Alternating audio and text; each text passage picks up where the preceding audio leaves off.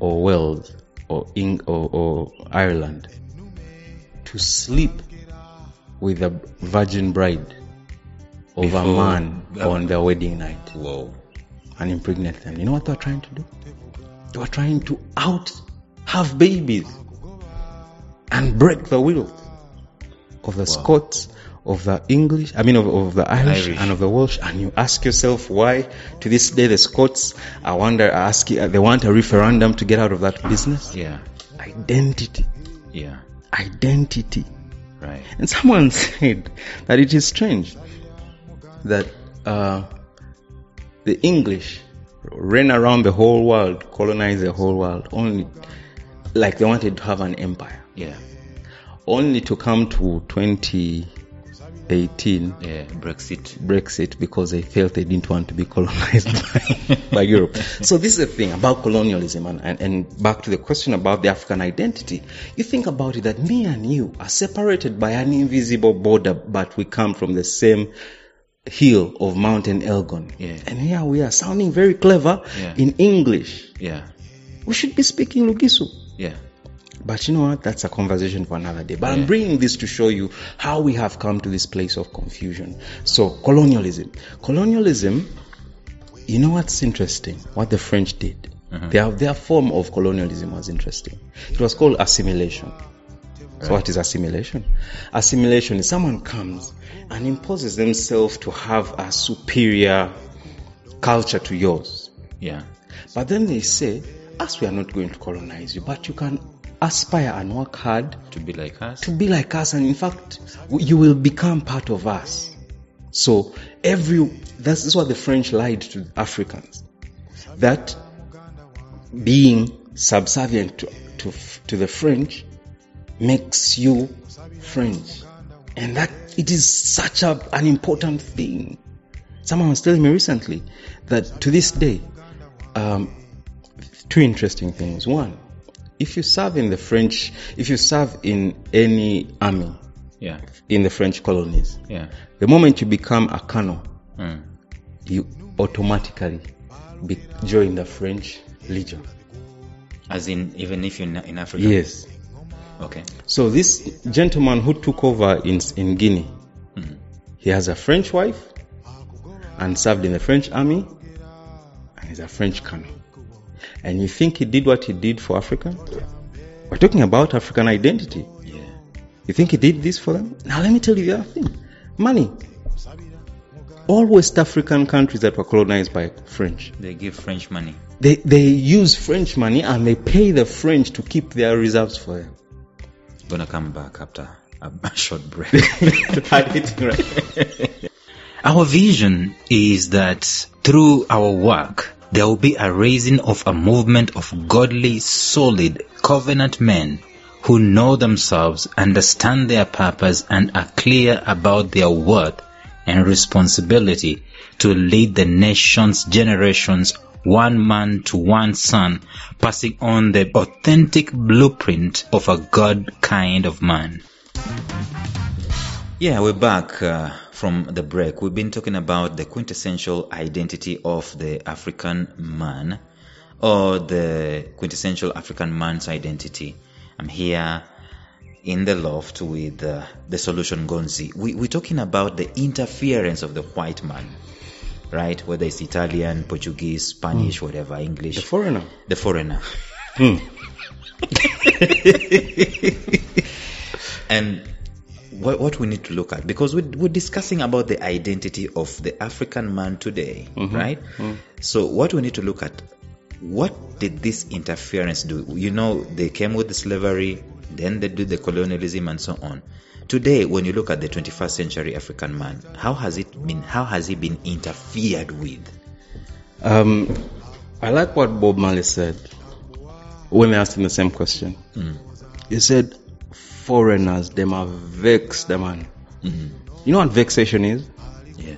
Vexation is a feeling that Samson felt before he divulged his secrets. Yeah.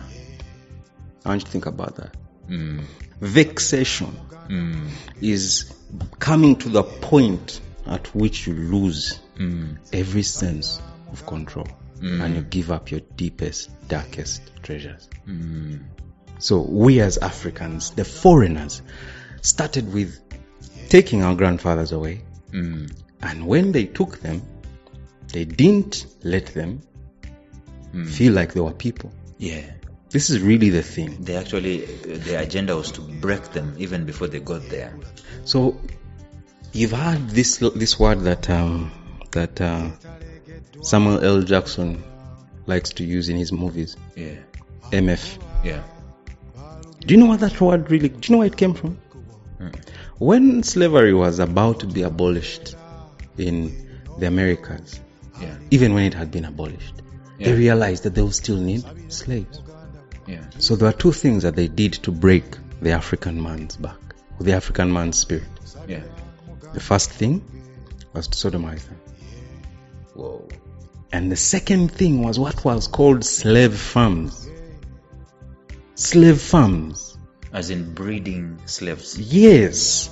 But where a son was forced to lie with his mother. That's where that MF word comes from. So a son lies with his mother in order to breed. Yes. For the slave master. Yes, that's where that word MF comes from. You guy.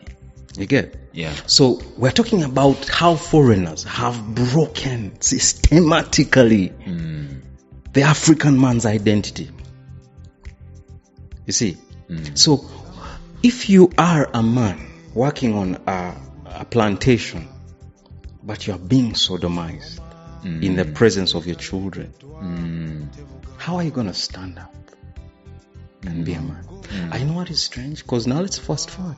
That is one of the tools of war that is being deployed today in the Tigray conflict. In Ethiopia. In Ethiopia. That men are being sodomized. Women are being raped in the presence of their family. And this is what happened in Congo in the Kabila Wars.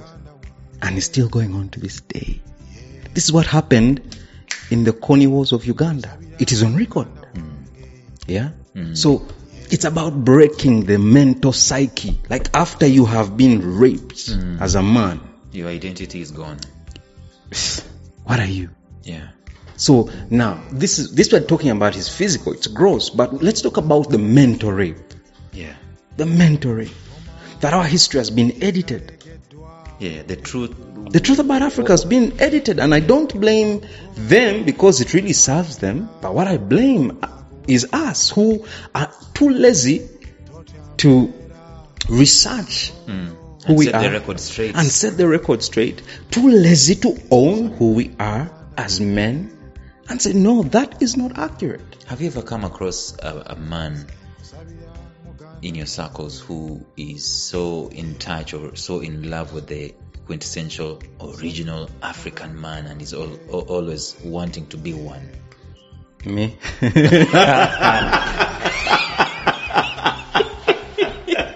I mean, what should I tell you? But then the other person that I do respect in light of that, and I big up to him, is one of my teachers and mentors.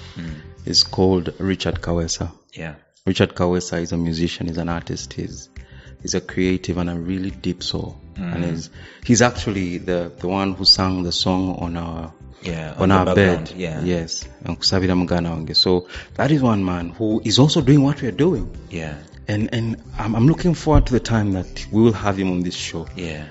And so we are what you'd call voices in the desert. Yeah. There are not many of us. Yeah. Because everyone feels like wearing a suit. Yeah, that's what I wanted to say. I wanted to come there. Because it's like we're blind, but we don't know we're blind.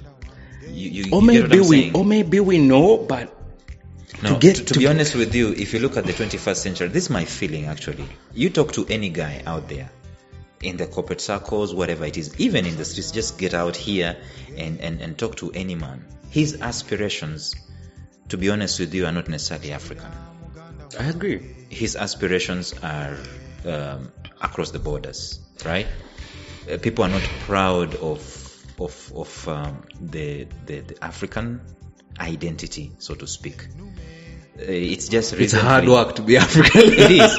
By the way, it's only if you look at our media, if you look at our media and art and entertainment. I don't know. When I was growing up, there was that age where we started glorifying the songs from abroad, right? The songs of those guys who were colonized. You know, I'm very ashamed that for a long time I couldn't listen to Lucky Dube. Yeah. For a long time I couldn't listen to Oliver Ngoma. Okay, Oliver Ngoma's music was a bit interesting. Yeah. But listening to CBS, playing local music. Yeah. Think about that word, local music. Yeah. We call African music local music. I'm looking forward to the word local going with something good and respected. Maybe food if you say local food.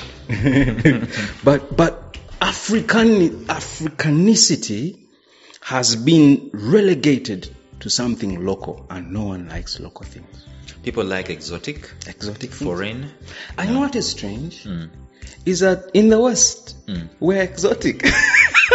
Yeah, by the way. So let me tell you something. I was helping a guy. So are we local or are we exotic? I was helping a guy to write his book. He's a top-notch doctor in this country. He says that he had an opportunity to go to Israel, to go to Bulgaria, and those foreign countries, for a stint. They, at that moment in time, I think in the 80s, they will look at an African as a guy who is gifted in the arts. And we are. And if they want to dance, they will look for him, and they think that he's related to Michael Jackson. He is. But what did Michael Jackson do? He danced his song, and then what happened? The disease that he got, vitiligo. The best solution for him was to be white. But you see, that notwithstanding, the thing, someone said that the worst kind of lie is a lie you tell and the lie that you believe. Yeah. So Michael Jackson believed that he was so white that he has white children. That is... He came to Tanzania at one point in time, and if you saw the video, the footage, he was covering his nose.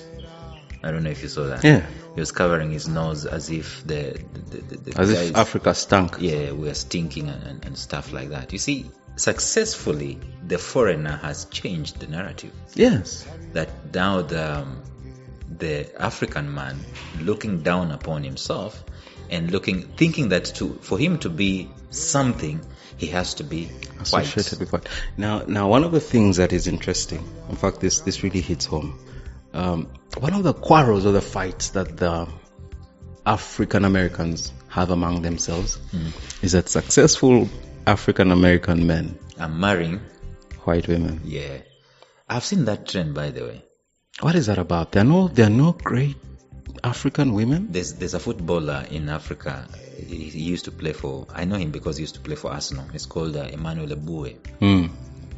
Dude married a white, if I get my facts correct.